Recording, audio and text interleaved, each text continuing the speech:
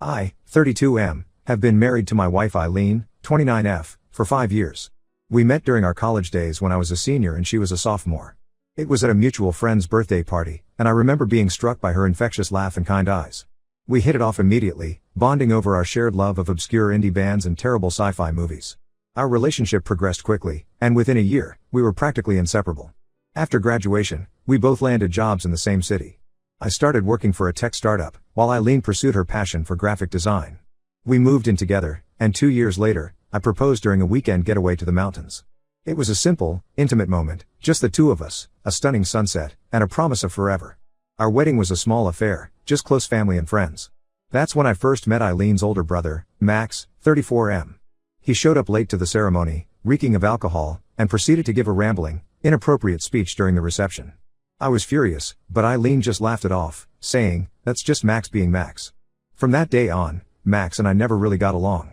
It wasn't that we had a big falling out or anything, but his personality just rubbed me the wrong way. Max was the stereotypical charming bad boy, always the life of the party, constantly surrounded by friends, and living it up. Eileen and I, on the other hand, preferred quiet nights at home. We enjoyed each other's company and didn't feel the need to go out all the time. This difference in lifestyle choices often led to Max making snide comments about how boring we were. He'd show up unannounced at our place, usually on a weeknight when we were winding down after work. "Come on, little sis," he'd say, "let's go hit the town like we used to." Eileen would always decline politely, but I could see a flicker of something, regret? Nostalgia? In her eyes. When Eileen and I first got married, Max's visits became more frequent and more disruptive. He'd raid our fridge, sprawl on our couch, and ask to borrow money. Sometimes he'd bring along a rotating cast of friends or girlfriends, turning our peaceful home into an impromptu party venue. He'd complain about his job, when he had one, his dating life, and pretty much everything else under the sun. It was exhausting to be around him, but Eileen always made excuses for his behavior. "He's just going through a rough patch," she'd say, or "he didn't have it easy growing up like I did." I later learned that their parents had divorced when Eileen was just a kid, and Max had taken on a protective role. This led to a complicated, codependent relationship between the siblings that persisted into adulthood. Despite my frustrations with Max, I tried to be understanding for Eileen's sake. I knew how much she loved her brother, and I didn't want to be the guy who came between siblings. So I bit my tongue, cleaned up after his messes, and did my best to tolerate his presence. About a year ago, Max announced he was engaged to his girlfriend of 6 months, Zoe, 31F. We only met her a couple of times before the wedding, but she seemed nice enough, quiet and a bit reserved, which seemed odd given Max's larger-than-life personality. Their wedding was a lavish affair, way over the top in my opinion. Max had always liked to be the center of attention, and this was his moment to shine. After the wedding, we saw less of Max. Eileen was a bit down about it, but I was secretly relieved. I hoped that marriage would finally make Max grow up and stop relying so much on his sister. For a while, things were peaceful. Eileen and I focused on our careers and started talking about starting a family of our own. Then, 3 months ago, everything changed. It was a quiet Sunday evening, and Eileen and I were curled up on the couch watching a movie when we heard frantic knocking at our door. When we opened it, we found Max standing there, looking disheveled and upset. His eyes were red and puffy, his clothes rumpled like he'd been sleeping in them. "Zoe kicked me out," he blurted out before we could even ask what was wrong. According to Max, Zoe had been acting distant and secretive lately. When he confronted her about it, she exploded and told him to leave. He said he didn't know where else to go. Eileen, being the caring sister she is, immediately invited Max to stay with us until he could sort things out. I wasn't thrilled about the idea, but seeing how distraught Max was, I reluctantly agreed. We set him up in our spare room, thinking it would only be for a week or two at most. At first, Max was surprisingly considerate. He kept to himself, helped with chores, and even cooked dinner for us a few times. He talked about looking for a new apartment and seemed genuinely grateful for our help. I started to think that maybe I had misjudged him all these years. Maybe this was the wake-up call he needed to get his life together. But as the weeks went by, Max's true colors started to show again. He stopped helping around the house and started inviting friends over without asking us first. Our grocery bills skyrocketed as he ate whatever he wanted without contributing. He'd stay up late playing video games, the noise keeping Eileen and me awake on work nights. What really bothered me, though, was how he started acting around Eileen when I wasn't there. She told me that he'd make comments about how she could do better than me, how I was holding her back from living her best life. He'd reminisce about their wild college days and suggest they go out partying like old times. I tried talking to Eileen about it, but she brushed it off as Max just being Max. She said he was still hurting from his breakup and we needed to be patient with him. But I couldn't shake the feeling that there was more to the story. One day, about 2 months after Max moved in, I came home early from work to find him and Eileen in what looked like an intense conversation. They were standing close together in the kitchen, speaking in hushed tones. They quickly separated when they saw me, and Eileen looked upset. When I asked what was going on, Max mumbled something about needing to run errands and left the house. Eileen wouldn't tell me what they were talking about at first, but after some prodding, she finally admitted that Max had told her some troubling things about me. According to him, he had seen me out with another woman multiple times. He claimed to have photographic evidence but conveniently couldn't produce it when Eileen asked. I was furious. Not only was Max lying about me cheating, but he was actively trying to sabotage my marriage. I told Eileen that it was all fabricated, that I had never cheated on her and never would. I even offered to show her my phone and email, anything to prove my innocence. Eileen said she believed me, but I could see the doubt in her eyes. The seed of mistrust had been planted, and I knew it would take time to fully regain her trust. I insisted that Max needed to leave immediately, but Eileen was hesitant. She said we couldn't just kick him out with nowhere to go. That night, I couldn't sleep. I kept replaying the events of the past 2 months in my head, trying to figure out Max's endgame. As I tossed and turned, I heard Max's phone ping with a message. Curiosity got the better of me, and I snuck out to the living room where he had left his phone charging. What I saw on his screen shocked me to my core. It was a message from Zoe, his supposed ex-wife, saying how much she missed him and couldn't wait for him to come home. I quickly took a screenshot and sent it to myself before deleting the evidence from Max's phone. The next morning, I confronted Max with what I had discovered. At first, he tried to deny it, but when I showed him the screenshot, he broke down and confessed. He admitted that he and Zoe were still together. They had concocted this whole plan as a way for Max to spend more time with Eileen. Apparently, Max had always been jealous of my relationship with his sister and wanted to drive a wedge between us. I called Eileen into the room and made Max tell her everything. She was devastated, alternating between anger at Max's betrayal and guilt for doubting me. I told Max he had an hour to pack his things and leave, or I'd call the police for trespassing. As Max was leaving, Eileen tried to stop him, saying they needed to talk things through. I couldn't believe what I was hearing. After everything he had done, she still wanted to give him a chance to explain. That was the moment I realized that this problem ran deeper than just Max's actions. It was about Eileen's inability to set boundaries with her brother. I told Eileen that I needed some time to think and that I'd be staying at a hotel for a few days. She begged me to stay, saying we could work it out, but I knew I needed space to clear my head and decide what to do next. So here I am, sitting in a hotel room, wondering if my marriage can survive this. Am I overreacting by leaving, or am I justified in needing some time apart? Should I give Eileen another chance, or is this a sign that our values are too different to make this work? Update 1. It's been a week since I left to stay at the hotel, and a lot has happened. I've had time to reflect on the situation and have come to some important realizations. First, I want to thank everyone for their supportive comments and advice. It really helped me gain perspective on the situation. Many of you suggested that I have an honest conversation with Eileen about boundaries and expectations in our marriage, which I took to heart. After a few days of minimal contact, Eileen reached out and asked if we could meet to talk. We agreed to meet at a neutral location, a quiet cafe near our home. When I arrived, I was surprised to see that Eileen looked as exhausted and conflicted as I felt. She had dark circles under her eyes, and her usual vibrant energy was noticeably dimmed. We started by discussing the events that led to this situation. Eileen began by apologizing profusely for doubting me and for not standing up to Max sooner.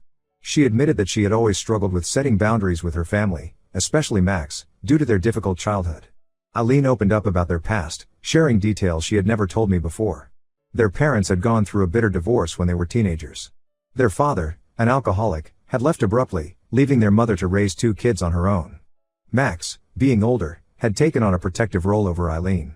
He defended her from schoolyard bullies, helped her with homework, and even got a part-time job to buy her a prom dress when their mom couldn't afford it. This led to an unhealthy codependency that persisted into adulthood. Eileen confessed that she often felt guilty for having a stable life while Max seemed to struggle, which is why she always felt compelled to help him. She shared stories of times when Max had been there for her, like when she was going through a severe bout of depression in college and he drove 3 hours in the middle of the night just to sit with her. I listened patiently, trying to understand her perspective. While I could empathize with the difficult situation she had been in as a child, I explained that it didn't excuse her actions as an adult. I told her how hurt and betrayed I felt, not just by Max's actions, but by her willingness to believe him over me. We talked for hours, delving into the core issues of trust, respect, and family dynamics in our marriage. I made it clear that while I loved her, I couldn't continue in a relationship where I felt like I came second to her brother. I needed to know that she was committed to our marriage and willing to set firm boundaries with her family. Eileen seemed to really hear me this time. She acknowledged that her relationship with Max was unhealthy and that it was negatively impacting our marriage. She suggested that she start seeing a counselor to work through her family issues and learn to set better boundaries. I was encouraged by her willingness to take concrete steps to address the problem. However, I also knew that actions speak louder than words. I told Eileen that while I appreciated her suggestions, I needed to see real change before I could fully trust her again. We agreed on a trial separation of 1 month. During this time, Eileen would start counseling and work on establishing clear boundaries with Max. We would have limited contact, mainly to discuss practical matters, to give us both space to reflect on what we wanted from our marriage. As for Max, Eileen informed me that she had told him not to contact either of us during this separation period. She had also reached out to their mother to let her know what had happened, as she felt it was important to be honest about the situation and not allow Max to spin the story in his favor. After our meeting, I went for a long walk to clear my head. As I wandered through the familiar streets of our neighborhood, I found myself outside the little ice cream shop where Eileen and I had our first date. I remembered how nervous I had been, how I had spilled ice cream on my shirt, and Eileen had laughed, saying it made me look endearingly human. That memory, once so sweet, now felt bittersweet. I realized that despite everything that had happened, I still loved Eileen. But I also knew that love alone wasn't enough to sustain a marriage. We needed trust, respect, and shared values. I hoped that this separation would give us both the clarity we needed to decide if we could rebuild what had been broken. For now, I'm focusing on taking care of myself. I've thrown myself into work, taking on a challenging new project that keeps my mind occupied during the day. In the evenings, I've started hitting the gym regularly to clear my head. The physical exertion helps me sleep better at night and gives me a sense of control over at least one aspect of my life. I'm also considering talking to a counselor myself to work through my own feelings about what happened. I've realized that I have some issues of my own to address, like why I let Max's behavior go on for so long without putting my foot down more firmly. As I navigate this separation, I find myself oscillating between hope and doubt. Some days, I feel optimistic about our ability to work through this and come out stronger. Other days, I wonder if too much damage has been done. Only time will tell, I suppose.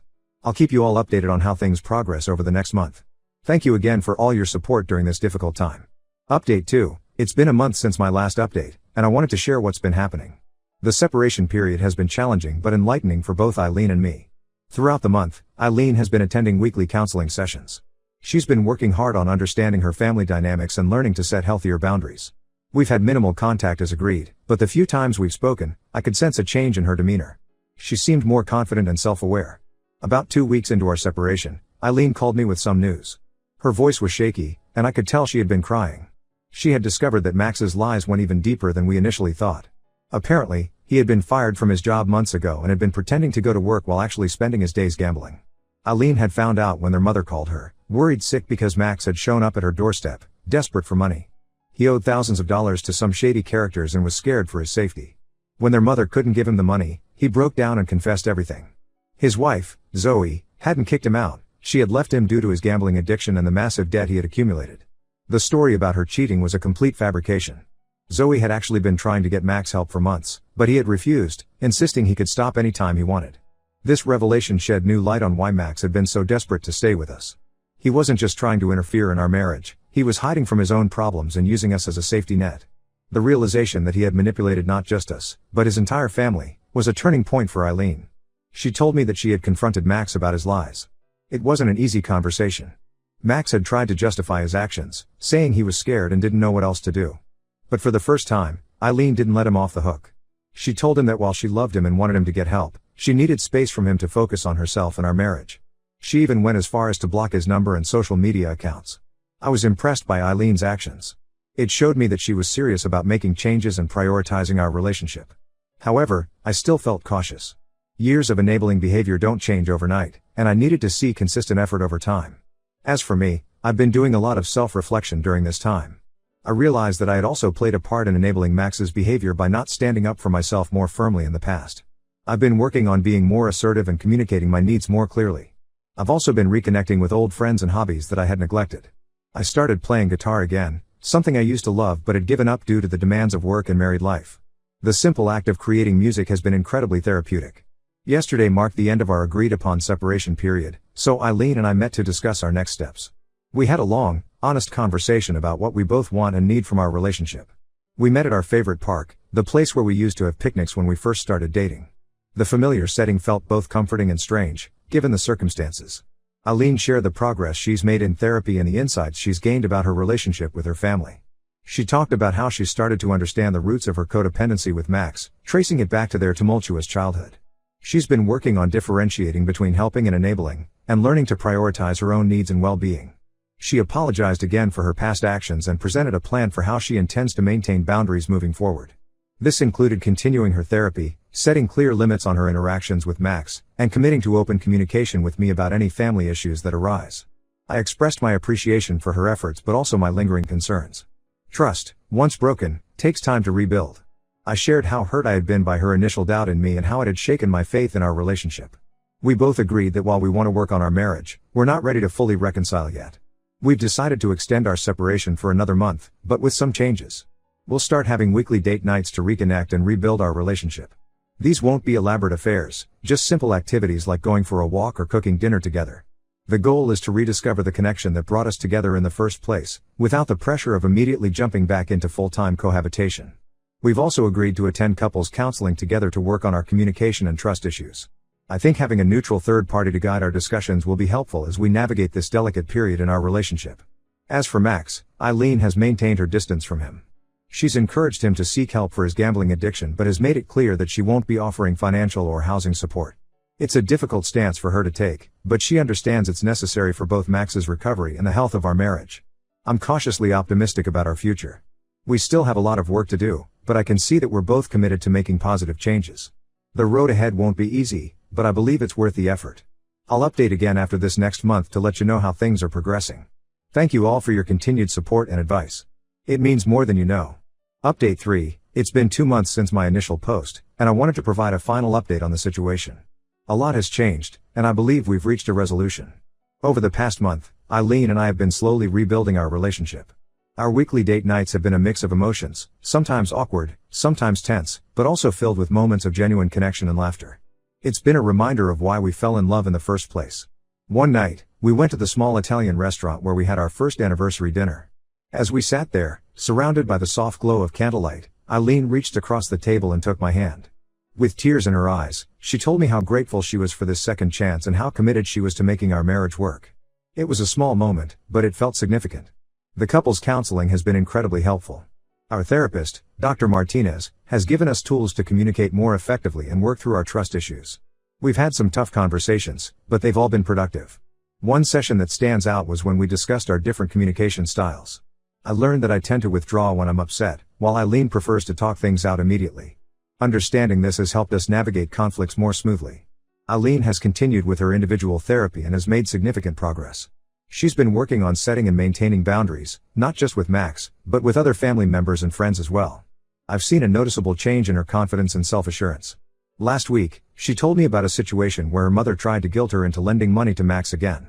Eileen stood her ground and refused, something she admitted she wouldn't have been able to do a few months ago. As for Max, he's finally facing the consequences of his actions.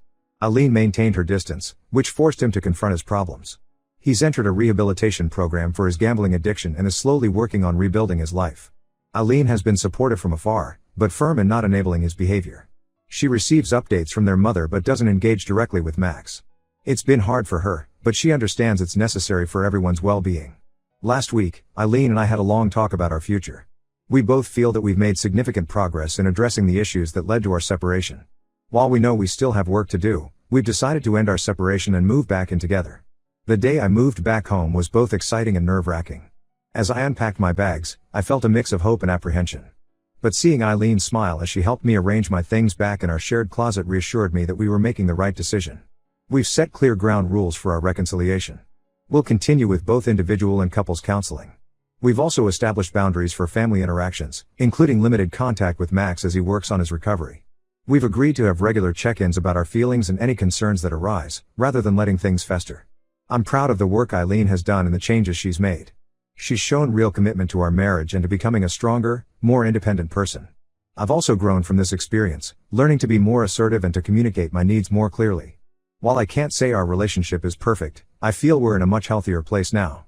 We're both committed to continuing the work we've started and building a stronger, more resilient marriage.